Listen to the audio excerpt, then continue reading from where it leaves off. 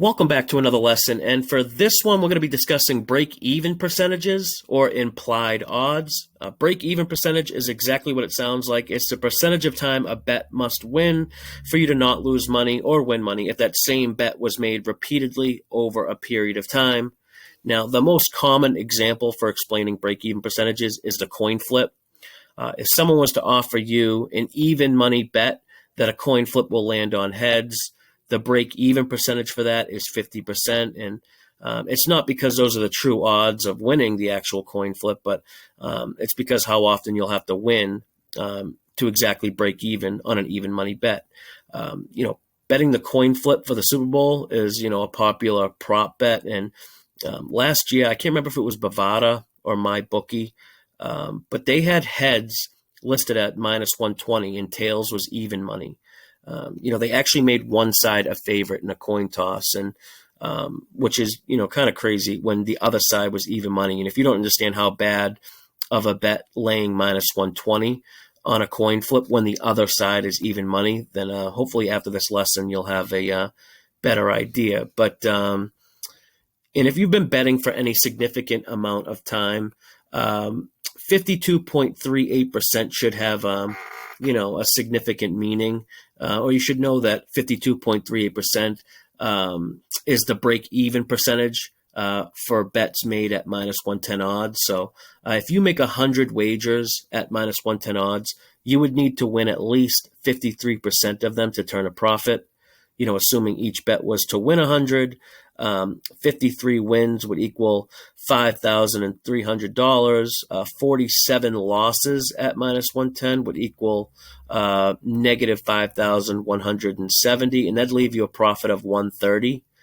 Your break-even percentages change based on the juice. So the more juice you lay, the higher the percentage of bets you'll need to win just to break even. And the same goes for the reverse side. So if you have a bet at plus 120, you wouldn't have to win the same percentage rate you would for a bet at minus 110 just to break even. The formula for calculating the break-even percentage is pretty simple. It's whatever the total risk of your bet is, and you divide that by the amount your bet could win plus the risk. So how it would look for a standard minus 110 bet, you could plug this into the calculator. It would be 110, which is the risk, and then you divide that by win plus risk, which is 210, and you'll get a long fractional number, but it's just really the first 4 digits you can use. It's pretty simple, but there's an easier way to do this and calculate. And you can use the Betting Network's odds cheat sheet. You can find this in the Betting Tools channel. There's a tutorial on how to use all these different features here. It's pretty simple, but for break-even percentages, you basically can just enter any money line, and it's just going to give you the implied odds or the break-even percentage. So that's a helpful tool that we're going to be using a lot in these videos.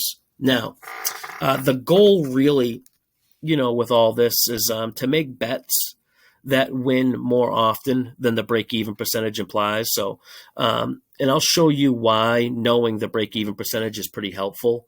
I did a poll not too long ago on social media, and it asked which bet was better out of the two options here that you see on the screen. Option A, you make a bet at minus 110 odds, and the current odds on it are minus 130. Or option B, you make a bet at minus 340 odds, and the current price on that same bet are now minus 380. Both are good bets. But more than 55% of the people who voted on the poll said bet B was the better bet. And I can see why.